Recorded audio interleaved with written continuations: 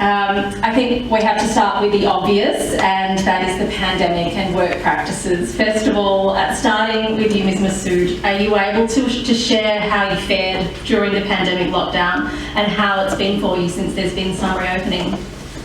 Look, with the pandemic lockdown, I think much like everyone, what we had to deal with was the social isolation, both in our workplace and our personal lives. It was a very different court to be working in and sitting in.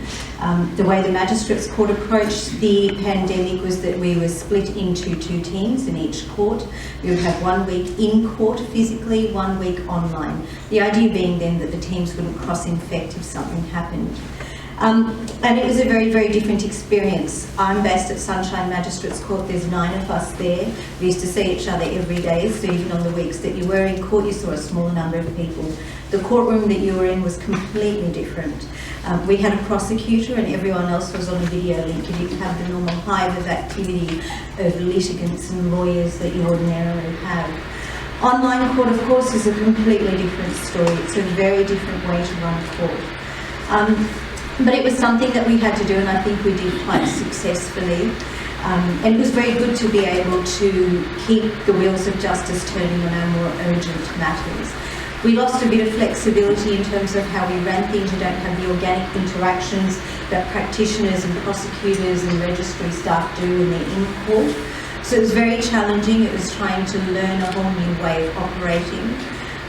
But we came out the other end. We are starting to get our lawyers and litigants back in court again, and it's lovely to have a bar table that's occupying them. So I'm really glad we're back to that now. Fantastic. Rutendo, can you share how you fared during the lockdown and how it's been since? For me personally, the lockdown brought a lot of positives, but I guess a lot of challenges as well. In terms of positives, obviously less travel time. Being a young mother for me meant that I had a whole lot more time to spend with my young child and to be at home, I guess. Less travel time. During lunchtime, even when I was in court, sometimes I could start preparing dinner, which is something obviously you not do ordinarily, put in a load of laundry, and I appreciated all those things a lot. In terms of practice, the pandemic hit midway through my reading period, so quite early on for me. I was very junior, and it was overwhelming all of a sudden to be at home, with a sort of unknown future, not sort of knowing the next time you're going to be in court or where the work is going to come from. But the bar, as you hear from people before you come to the bar, when you're at the bar, you really start to appreciate it as a very supportive place. A lot of people sort of, particularly from my list, I'm on Green's list. Green's list was really, really pushing for members of the list to brief or to give deviling work or to involve junior members of the list, particularly my reading group, and I got a lot of work through that. I was one of the more fortunate junior members of the bar to be consistently busy or consistently have work throughout the pandemic. Not always as busy as you would like it, but I certainly wasn't twiddling my fingers. There was always sort of something to do after what I was working on. But it would be nice to I still don't have chambers. I decided not to sign up on chambers because it was too much of a risk. You don't know the financial taking on such a big financial obligation with the uncertainty was too risky, and so sort of feeling a little bit isolated from the greater bar because of the lack of chambers. But I think things are starting to steady up now, such that a lot of junior members are starting to feel a bit more confident to sign up for chambers. So hopefully I'll have chambers soon and start to sort of build that community and feel a bit more connected again. It has been hard for the junior bar, and I know Rutendo also kept busy by doing a lot of committee work for the Race, Ethnicity and Cultural Diversity Working Group. Daye, how about your experience during lockdown? You were coming to the bar at the same time. How did you find it? How did I find it? It was a very interesting time for me because I was admitted same cohort as Rutendo, so she was great. We practiced for about 3 months, and then I went overseas to do all of this advocacy on North Korea. We were talking to the UN and the EU and the US Senate and saying, this is a clear issue that you need to work on. And then I got back just in time, probably 3 or 4 weeks before the borders closed to South Korea, where our our offices, the NGO offices. And I remember thinking for those first few months of last year, am I going to be able to continue a practice at the bar? How long is this going to last? And also, am I going to be able to continue my international advocacy? For how long will I have to wait before we can go back to the sort of the consulting method that we've invented, where I practice, or I spend most of my time here, but I also go back to South Korea regularly. So I guess on that basis, my practice was fairly quiet. I took on quite a handful of migration briefs for pro bono purposes, which I'm now able to use as the basis for a lot of networking that I'm doing as we open up. But I guess if I remember two things very clearly, because they were so stuck in the deeper recesses of my emotional brain. One was I didn't know what was happening. It was very isolating, not just because we were all stuck inside, but because I wasn't able to access my culture in all of the usual ways. And so now I'm thinking about how can I do this here? How can I be fully myself while in Melbourne and while most of my family are overseas? And then the other thing that I was very worried about was obviously this is a pandemic that was known for being the China virus. We had international political figures that called it the China virus, and if somebody decides to be hateful towards me, nobody's going to ask me, are you Chinese, before you say something like that.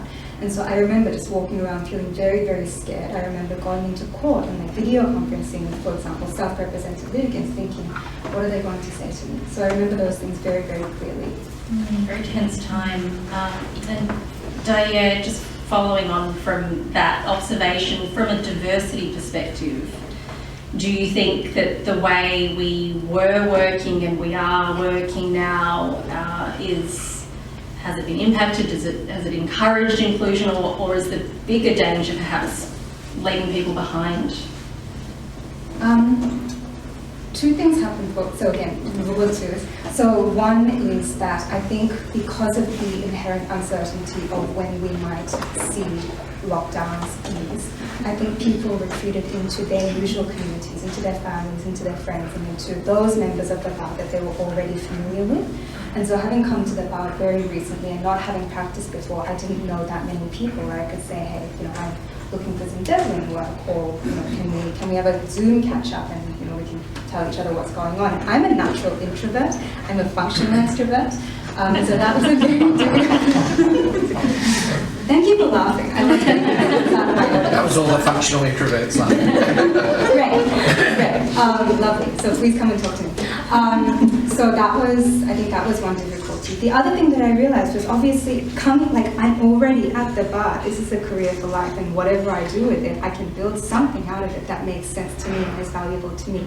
This is not the situation with law graduates, for example, or final year law students, and I realized that my role in this pandemic was going to be to try and get as many people across the line as possible, to try and get as many people into jobs.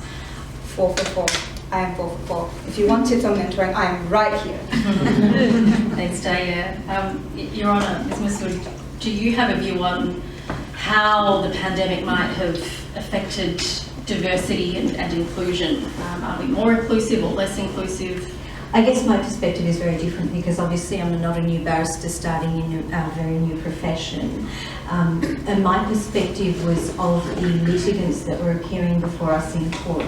I think there was greater access to justice. For people, for example, who couldn't physically access court, for people who may have had safety or security concerns. So I think in some ways it did improve access for people to be able to put in the applications that they needed, for instance. I also had two rather interesting occasions in court which opened my eyes to how much we can include people.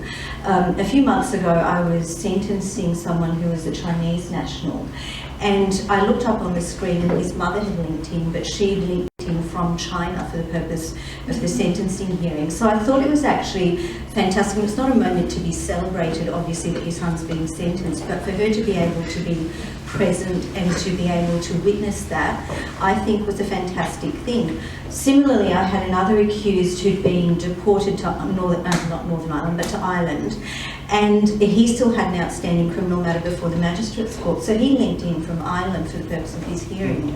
So it broadened the reach of our court in that way. So it's interesting to see those examples of just broader inclusivity in that sense. It's really fascinating. I think there's positives and negatives that everyone could probably draw upon.